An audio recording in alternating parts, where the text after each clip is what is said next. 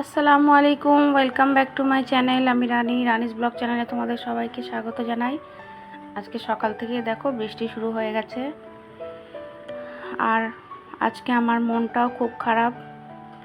কেন আমার মন খারাপ, কি হয়েছে, সেটা আমার ভিডিওটা পুরো দেখলেই তোমরা বুঝতে পারবে।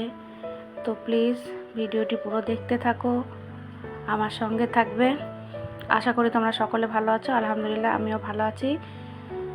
বললাম মনটা একটু খারাপ, তার কারণ এটাই, আজকে পুরো 1 মাস 1 সপ্তাহ পর শ্বশুরবাড়িতে যাওয়ার দিন চলে এসেছে।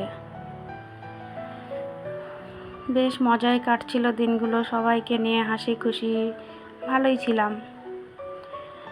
আমার বাপের বাড়িতে জমজমাট পরিবার, 2 ভাই 2 ভাবি, ভাইয়ের ছেলে মেয়ে, ভাইপো ভাইজি সকলকে নিয়ে বেশ আনন্দের দিনগুলো কাটলো। আর সত্যি কথা বলতে শ্বশুরবাড়িতে একটু নিঝুম, কারণ কেউ নেই। শ্বশুর শাশুড়ি, হাজব্যান্ড আর আমি। হাজব্যান্ড আর শ্বশুর মশাই কাজে চলে গেলে বাড়িতে আমি আর শাশুড়ি মা বোকার মতো। ওই জন্য খুব একটা ভালো লাগে না, সবসময় মন খারাপ লাগে। তো চলো, নিজের বাড়ি তো যেতেই হবে, কিছু করার নেই, মেয়ে হয়ে জন্মেছি আমরা। এখন শ্বশুর বাড়িতে তো ওটাই আপন নিজের বাড়ি। বাপের বাড়ি যতই ভালো লাগুক, এখানে কি আর বেশি দিন থাকা তো যাবে না, আমরা একটু এখন মেহমান। বাপের বাড়িতেও মেয়েরা এখন মেহমান। কত আশ্চর্য না, যে মেয়েকে ছোট থেকে মানুষ করলো, খাওয়ালো, পড়ালো, বিয়ের পরে সে পর হয়ে যায়। যখন বিয়ে হয়ে যায় তখন সে বাপের বাড়ি আসতে গেলেও তাকে শ্বশুরবাড়ির পারমিশন নিয়ে আসতে হয়। কতদিন থাকবে না থাকবে সেটাও হাজব্যান্ড বা শ্বশুর শাশুড়িকে করতে হয়। মেয়েদের বিয়ের পরে তাদের আর নিজের কোনো স্বাধীনতা বলে কিছু থাকে না। এটাই হলো আমাদের মেয়েদের জীবনের বাস্তবতা। তো যাই হোক, সকালবেলা দেখলে বৃষ্টি হচ্ছে, সুজির উপমা নাস্তা করে নিলাম। আমাদের বাড়ির বিড়ালটা খুব দুষ্টুমি করছিল, খাটের উপরে খেলা করছিল, সেটাও তোমাদেরকে শেয়ার করলাম। তারপরে আমি একটা জিনিস দেখাবো, গতকালকে সন্ধ্যাবেলা আমি এই বোরখাটা কিনে নিয়ে এসেছি, সেটা তোমাদেরকে দেখানো হয়নি, তাই জন্য আজকে দেখাচ্ছি। আমার একটা বোরখা অনেকদিন ধরে নেওয়ার ইচ্ছা ছিল, এই বোরখাটা আমি কিনে নিয়ে এসেছি। তো তোমরা বলবে আমাকে বোরখার ডিজাইনটা, কালারটা কেমন। খুবই সিম্পল, আমি বেশি হাবিজিবি কাজ নিইনি, কারণ বেশি কাজ ভালো লাগে না আমার, এরকম নর্মাল সিম্পলই ঠিক লাগছে। আর কালারটাও খুব মিষ্টি কালার, জানি না তোমাদের কেমন লাগবে। সাথে একটা নোজ পিস নিয়েছি, তাতে মাশাআল্লাহ লেখা রয়েছে, খুবই সুন্দর। নাকাবটা সত্যি মানে খুব পছন্দ হয়েছে আমার।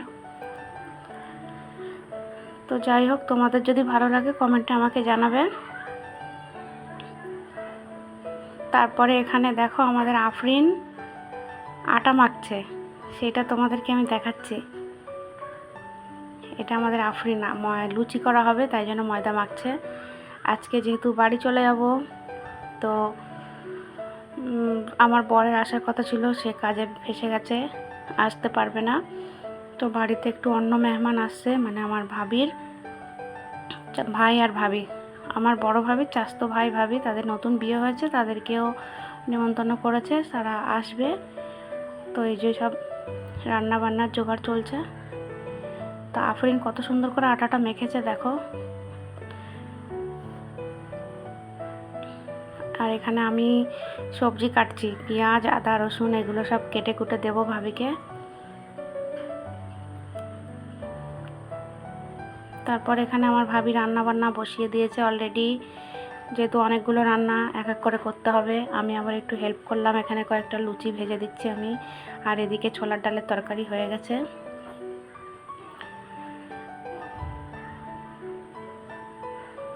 তো সত্যি বলছি, খুব মজায় দিনগুলো কাটলো।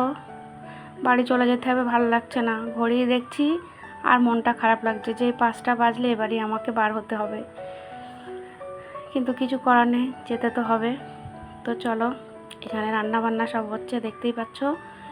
লুচি, ছোলার ডাল এটা নাস্তা হয়েছে, আর বাকি দুপুরে রান্না বান্না এই যে 2 রকম মাংস হয়েছে, ডাল, আলু ভাজা, আমের চাটনি।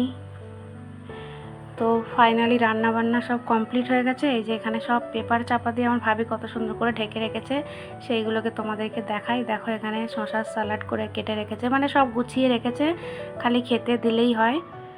পরিবেশনটা করতেই বাকি।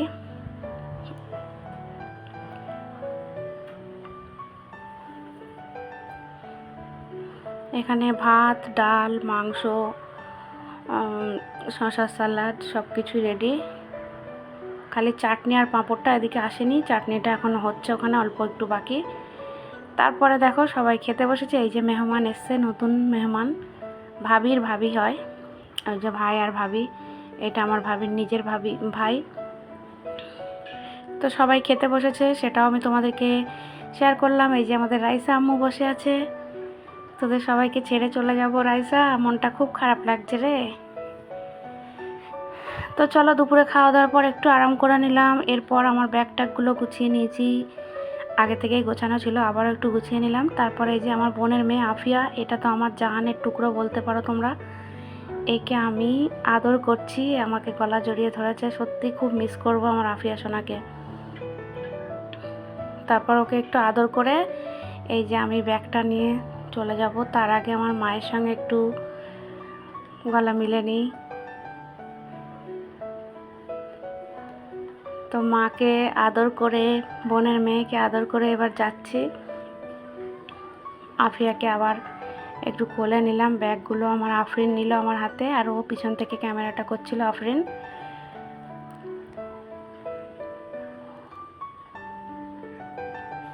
এই যে আমি আফিয়াকে কোলে নিয়ে যাচ্ছি, এটা আমাদের বাড়ির সামনেটা।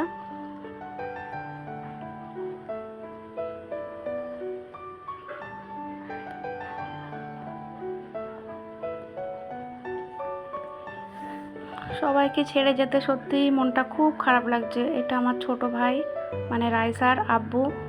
তো আমার ভাই আমাকে নিয়ে ছেড়ে দিয়ে আসছে, যেহেতু আমার হাজব্যান্ড আসতে পারেনি তার কারণে। তো সত্যি বলছি, সবাই আমাকে ছাড়তে এসছে রাস্তায়। আমার দাদা, আফরিন, রাইসা, আফিয়া, আমার মা, ভাবিরা সবাই এসেছে। তো ভাবিদেরকে আর দেখালাম না তোমাদেরকে ক্যামেরার সামনে। তো যাই হোক, সবাইকে টাটা বাই করে আমি চলে যাচ্ছি। মনটা খুব খারাপ লাগছে, কিন্তু যেতে তো হবে। মনে তো হচ্ছে এখানেই থেকে যাই, কিন্তু কিছু করার নেই, বিয়ে হয়ে গেছে, এখন শ্বশুরবাড়ি তো থাকতেই হবে। তো যাই হোক, চলো বন্ধুরা, আমি এবার রওনা দিচ্ছি নিজের বাড়িতে। তো আমি যখন যাচ্ছিলাম, আম্মু বললো বোরখাটা ঠিক করে নে, নাহলে চাকার মধ্যে ঢুকে যাবে। সেটা দেখে শুনে ভালো করে বসলাম। বৃষ্টিতে দেখো রাস্তাঘাটের অবস্থা কত খারাপ। তো ফাইনালি এই যে বেরিয়ে পড়েছি, মধ্যমগ্রাম রোডে যে চলে এসেছি।